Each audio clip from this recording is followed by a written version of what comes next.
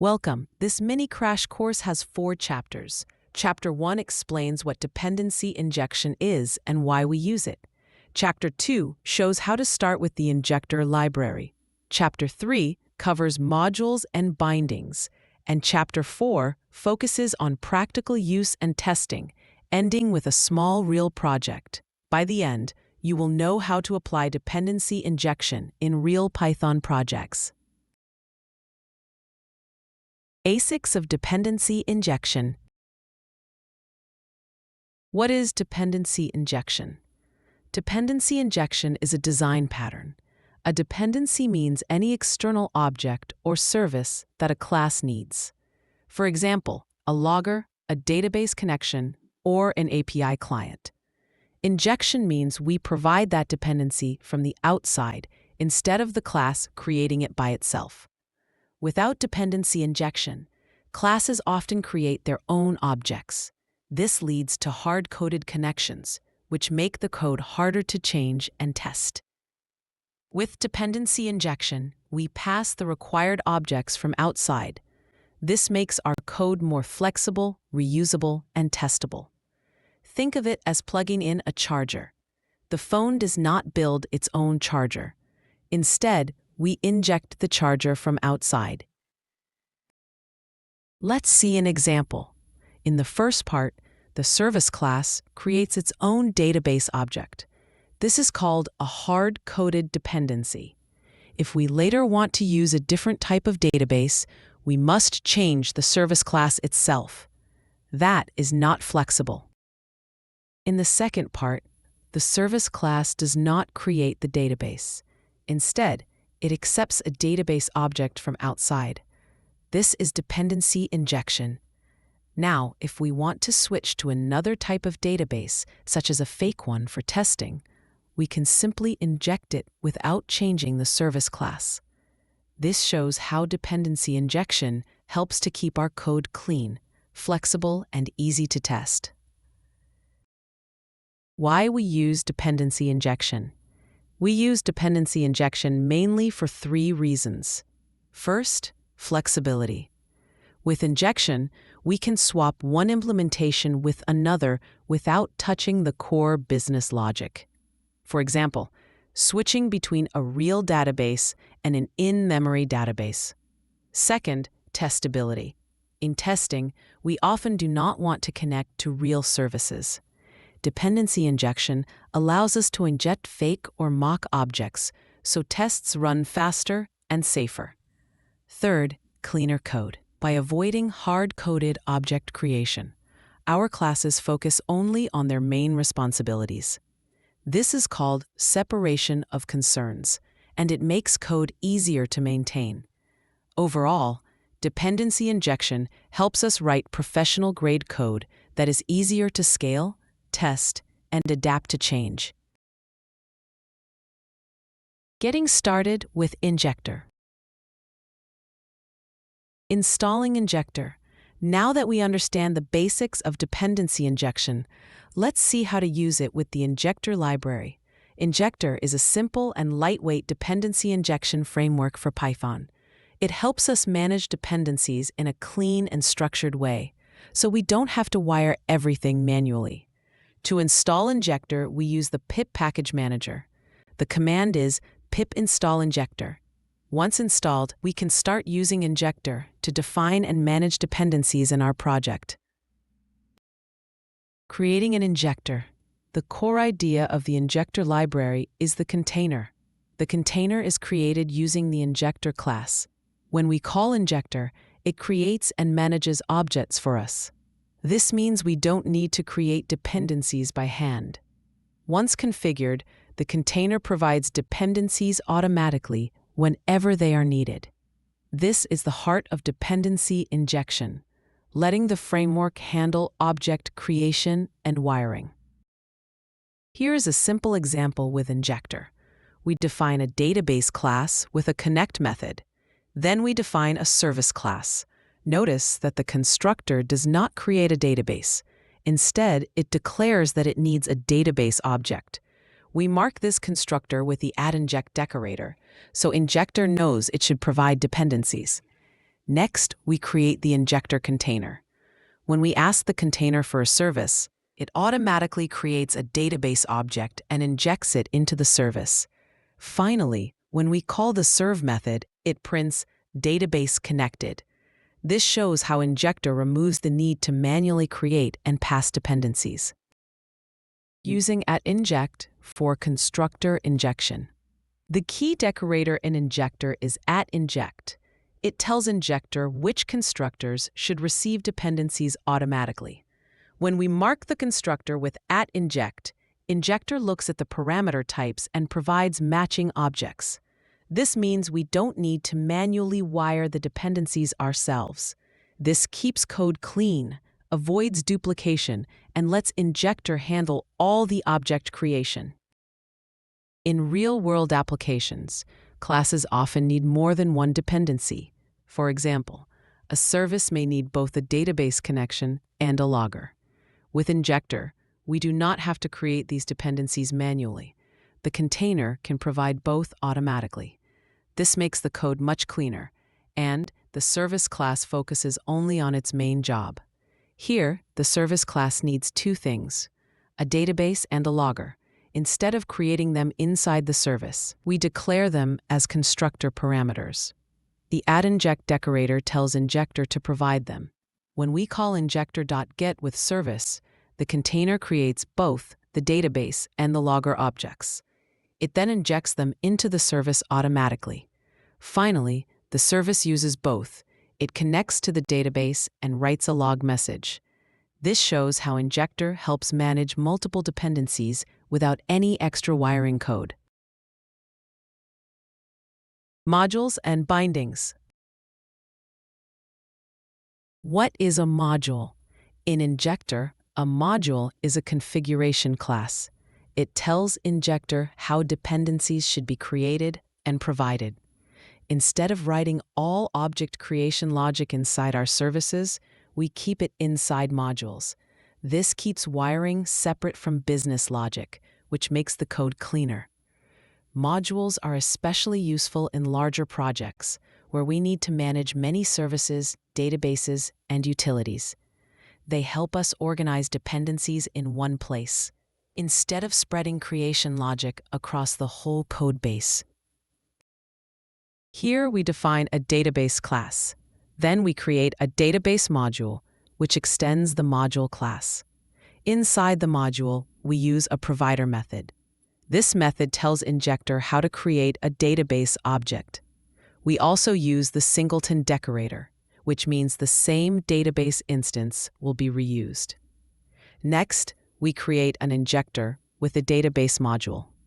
When we ask for a database, Injector uses the module to provide it. This approach keeps object creation in one place, separate from business logic. To be deeper into the code, @provider is a decorator from the Injector library. It tells Injector that this method is responsible for creating and returning an instance of the type it declares. In this code, @provider marks provideDB as a factory method for database. Database tells Injector that this method provides an instance of database. @singleton ensures that Injector creates only one instance of database and reuses it everywhere. Without @provider, Injector would not know that this function is meant to provide database objects. In fact, when you call injector.getDatabase, it looks for a provider method that returns database. Because of @singleton, the same object will be reused for all injector.getDatabase calls. Binding interfaces to implementations. Modules also allow us to bind abstract types to concrete implementations. For example, we may define a database interface but have multiple implementations like MySQL or SQLite. Instead of hard-coding which one to use, we bind the interface to the chosen implementation inside a module. This makes the system flexible. If we want to change the database later, we only update the binding, not the business logic. Here we define an abstract database type with two implementations, MySQL and SQLite. In the module, we bind database to MySQL database. This means whenever someone asks for database, Injector will provide a MySQL instance. When we run the program, the output is MySQL connected. If we later want to switch to SQLite, we just update the module binding. The service code stays the same. This pattern gives us flexibility and keeps our business code independent of specific implementations. Swapping implementations. One of the biggest advantages of modules and bindings is that we can swap implementations easily. In production, we use real services. In testing, we use fake or mock services. All we do is change the binding in the module. The rest of the system does not need to know about the change. This makes our code much easier to test and adapt for different environments. In this example, we define a payment service and a fake payment service for testing. We then create two modules. The service module binds to the real payment service. The test module binds to the fake payment service. When we create the production injector, it uses the real service. When we create the test injector, it uses the fake service. Notice that the service code, calling pay, does not change. Only the module configuration changes. This makes swapping implementation simple and safe, perfect for real-world projects. Practical use and testing. Using scopes, singleton versus new instance. In dependency injection, a scope defines the lifetime of a dependency. The most common scope is singleton. This means the dependency is created once and reused every time it is needed. For example, a logger or configuration service is usually a singleton. If we don't specify a scope, Injector creates a new instance every time. This is useful when each request or task needs its own fresh object, like a database session. Choosing the correct scope is important for performance and correctness. Singletons save resources, while new instances provide isolation. Here we define a logger class that prints logger created when it is initialized. In the module, we use the singleton decorator. This tells Injector to create the logger only once. When we get logger from the injector 2 times, both variables point to the same object. That is why the message logger created is printed only once, and the comparison prints true. This shows how the singleton scope reuses the same instance across the application. Here we define a database session class. In the module, we provide it without marking it as singleton. That means each time we request a database session from the injector, a new object is created. This is why database session created is printed twice, and the comparison prints false. This shows the default behavior in Injector, new instance scope. It is useful when we want a fresh object for each request, such as a database session that should not be reused. Overriding bindings in tests. In real projects, we usually test code without calling real services. For example, we don't want to hit a real database or send real payments during tests. Dependency injection makes this easy. With Injector, we can override bindings in our test environment. This means we replace real services with fake or mock versions. The important part is that we do this without changing our business logic. The service code remains the same, only the test configuration changes. Here we have 2 classes. The first is payment service, which represents the real service. It prints a message that payment was made using the real service. The second is fake payment service. It prints a message that payment was made in test mode. We then define 2 modules. The app module is for production, and it provides the real payment service. The test module is for testing, and it overrides the binding by providing the fake payment service. In production, we create an injector with only the app module. When we request a payment service, the injector gives us the real one.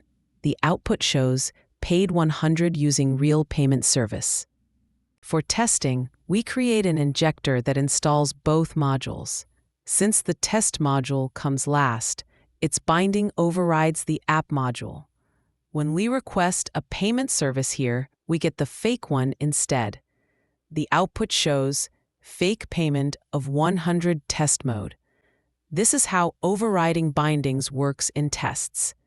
It allows us to replace heavy external services with simple fake versions, without changing the service code itself. Small project example. In this example, we build a more realistic mini project. The database class stores orders in memory. Its save_order method appends the order to a list and returns a confirmation message. The logger class has a log method, which simply prefixes messages with the word log inside brackets. The order service depends on both database and logger. Its constructor uses the @inject decorator, so Injector provides the dependencies automatically. In the place order method, the service saves the order in the database, then logs the action, and finally returns both messages together. We then define the app module, which tells Injector how to provide a database and a logger. Both I marked as singletons, meaning they will be reused for the lifetime of the Injector. Finally, we create an Injector with the app module, request an order service, and place 2 orders, a laptop and a phone. The output shows that each order is saved in the database and logged correctly. This small example feels much closer to a real project. In a real application, the database could be a SQL or NoSQL system, and the logger could be connected to monitoring tools. But the pattern remains the same. The service code does not need to know about those details. Thanks for watching.